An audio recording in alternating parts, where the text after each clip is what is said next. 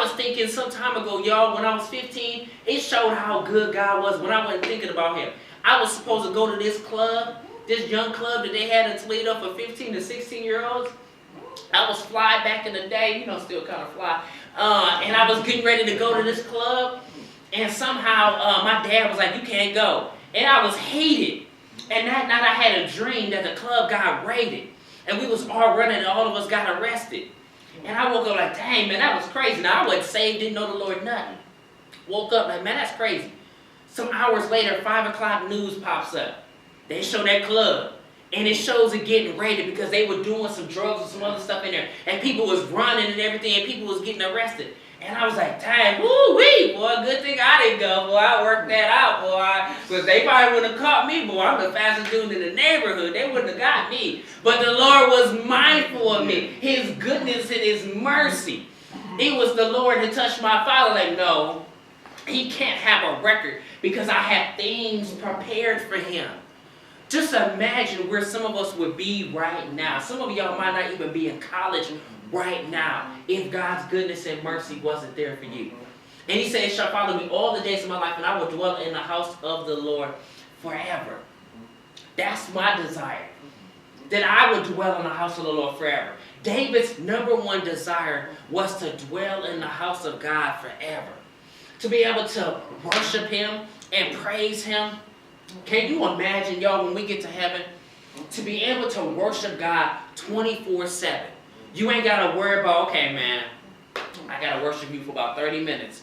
And then I got to sit down, man. I'm tired, man. My feet hurt. I've been up all day, man. I didn't work that 9 to 5, man. I had classes, man. That psychology teacher was getting on my nerves. Just had an exam on Friday. Why he got to give me an exam on Friday? Like he ain't got nothing better to do. Just because he ain't got somebody that love him, don't mean he got to take it out on us and give us these exams and tests. But you won't have to worry about anything else getting in the way of your worship. That you will be able to worship God 24/7 and have a glorified body to where you will never get tired of worshiping and praising God. Some of us might be able to fly. I hope I'll be able to fly because I want my 2 lions. I didn't prophesy to that for so long. If the Lord give me a dream and show me my mansion in heaven, I was like, Lord, hey, that's cool. I just want to make sure my lions is there. Because I can't pet them now, they might eat me. Especially if they ate all day. And so I want to be able to have my lions. And we'll be able to worship the Lord. And he's going to have things up there that's going to completely blow our minds. This is the type of God we serve. He's our all in all. And he is going to prepare a place for us. That's what blows my mind. He said, I go and I prepare a place for you. And if I go and I prepare a place, I'm going to come back and receive you to myself.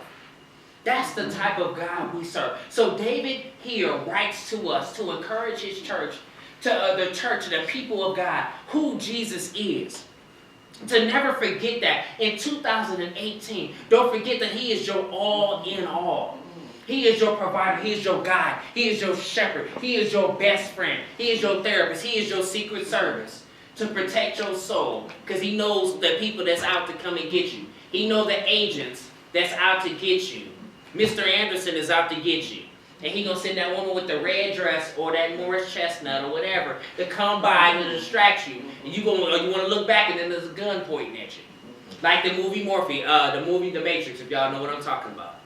So he knows how to guide you and direct you and ultimately bring all of us in this room to an expected end.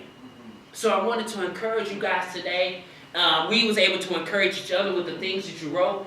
The Lord is my all in all. And I want to encourage each and every one of y'all to take those note cards that you wrote.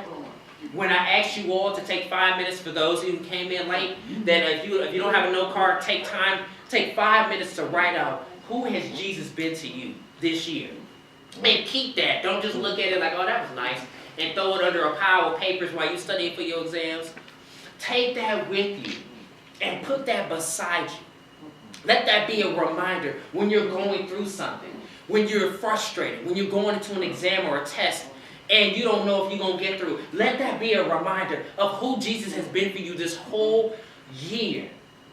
That it will be a reminder to you to where when you get discouraged, that you'll be encouraged by who Jesus has been for you thus far. And if he's brought you this far, he's not one that drops the ball. Whatever he has started, he will finish it. And he has a finished work he has for all of us. So I want you to be encouraged today. The Lord is my all in all. Amen? Amen. Let's give God a hand. Truly God is good. Yes, awesome. Did anybody have any questions, comments, concerns? Did anybody else have anything they wanted to share as far as who the Lord has been for them before I turn it over to Tamara? If you was itching to share who the Lord has been for you this year, if you just wanted to share, you can. This is your time to throw it out there if you want to, if you haven't shared. And if not, I'll turn it back over to Tamara for the announcements.